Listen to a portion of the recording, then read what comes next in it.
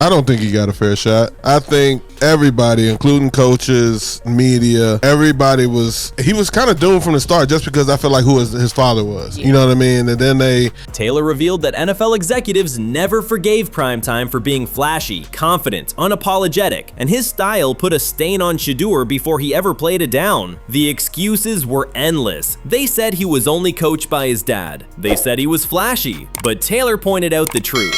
Deion didn't teach Sheduer anything other than discipline, hard work, and how to carry himself like a pro. In reality, Sheduer is one of the classiest young players in the league, yet the NFL chose to judge him by his family name and image instead of his skill. Bart Scott went even further on ESPN, accusing NFL teams of deliberately letting Sheduer slide in the draft. It wasn't about sacks or stats or decision-making, it was about bias. He said scouts had the film, the analytics, the production, and still passed. The league spoke, and it spoke loudly about what they thought about Shedeur Sanders. The Cleveland Browns spoke and spoke loudly about what they thought about Shedeur Sanders. They didn't pick him in the first round. Phil Taylor revealed what many insiders already knew. The league has never forgiven Prime for being himself. They didn't like the gold chains, the celebrations, the unapologetic confidence. They didn't like a man who branded himself bigger than the Shield. And because of that, Sheduer was marked guilty by association. His game was overlooked because his bloodline carried too much power. Taylor himself said it plain. Sheduer is one of the classiest young players he's ever seen, but the narrative surrounding his name was enough to scare teams away. And then came the draft slide. Bart Scott went on ESPN and said what most were afraid to admit, that Sheduer's fall wasn't an accident. It wasn't about football, it was deliberate. He said scouts had the film, the stats, the metrics, the tape of a quarterback who was cool under pressure, accurate at every level, and a natural leader. Yet they still passed. This wasn't evaluation.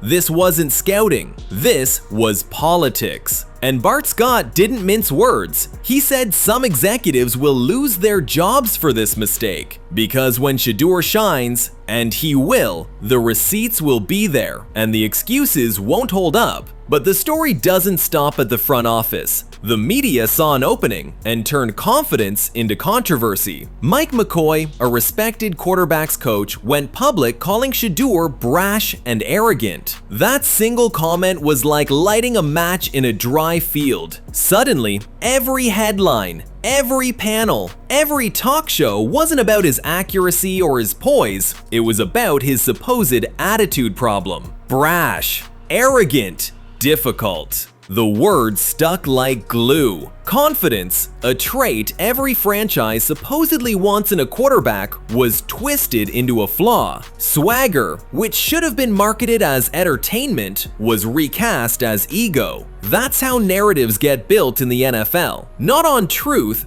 but on perception. Colin Cowherd then doubled down. He mocked Deion Sanders, mocked Sheduer, and claimed the family was full of ego, that Deion overhyped his son instead of teaching humility. Never mind that Sheduer broke records at Jackson State. Never mind that he dragged Colorado into the national spotlight with one of the most watched openers in college football history. Never mind the numbers. Cowherd chose optics over evidence, and because he has a platform, that narrative spread. Fans heard it, owners heard it, scouts heard it. Suddenly, Sheduer wasn't just a quarterback, he was a risk. Then came Cam Newton. On First Take, Newton said Sheduer shies away from being challenged, that his success was cushioned, that his accomplishments weren't earned. Can you believe that? A kid who played under 6 different coordinators in 4 years, who adjusted to different systems, who put his body on the line behind one of the worst offensive lines in college football, who still led the nation in completion percentage, being accused of having it easy. That wasn't just criticism. Cam's words gave fuel to everyone looking for a reason to dismiss Sheduer, and yet the numbers don't lie. Shedeur's jersey sales exploded before he even played a down in the NFL. Nike signed him to a groundbreaking deal. His logo already flying off shelves, his Times Square billboard making headlines across the country. Preseason games with Sheduer under center weren't just practices, they were must-watch events, trending on social media and selling out stadium seats.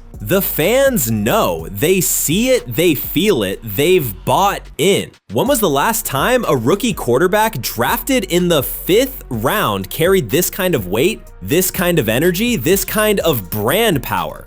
The NFL calls it a distraction, we call it culture. And here's the part the league doesn't want to admit, this isn't just about football. This is about power. Owners and media personalities see Shedeur Sanders as a symbol of something bigger, a new generation of athletes who aren't waiting for permission to build their own brand, to control their own narrative, to bring fans directly into their world. Deion created the blueprint. Sheduer is the next chapter, and instead of celebrating it, the league tried to contain it. Phil Taylor says enough is enough. Stop the politics, stop the smear campaigns, stop labeling confidence as arrogance. Let the kid play. He says Sheduer is one of the most respectful, grounded players he's ever met. And he's right, Sheduer never asked for this level of spotlight, it came with the name. But he hasn't run from it, he hasn't cracked under it, he's embraced it. And while owners and pundits tried to bury him, fans lifted him up.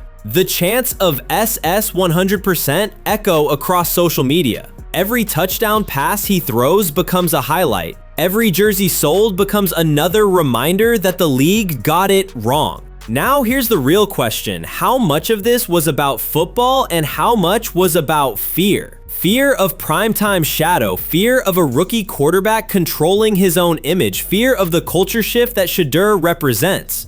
And that's why this story matters, because if the NFL continues to punish players for their confidence, their families, their image, then what does that say about the league? Do they really want to grow the game, or do they want to control it? Shedeur Sanders deserved to be a first-round pick. Phil Taylor knows it, Bart Scott knows it, the fans know it. And the league's refusal to acknowledge it doesn't just hurt Sheduer, it hurts the NFL. Because instead of celebrating one of the most promising young quarterbacks in years, they turned his draft story into a smear campaign. And now every snap he takes for Cleveland, every completion, every win is a reminder of the mistake they made. So what do you think? Was Shedeur Sanders unfairly punished for being Deion's son? Was this really about arrogance, or was it about fear? Do you think the league tried to bury him because of politics and image? Drop your thoughts in the comments, and if you ride with Sheduer, comment SS 100% so the NFL can't ignore it.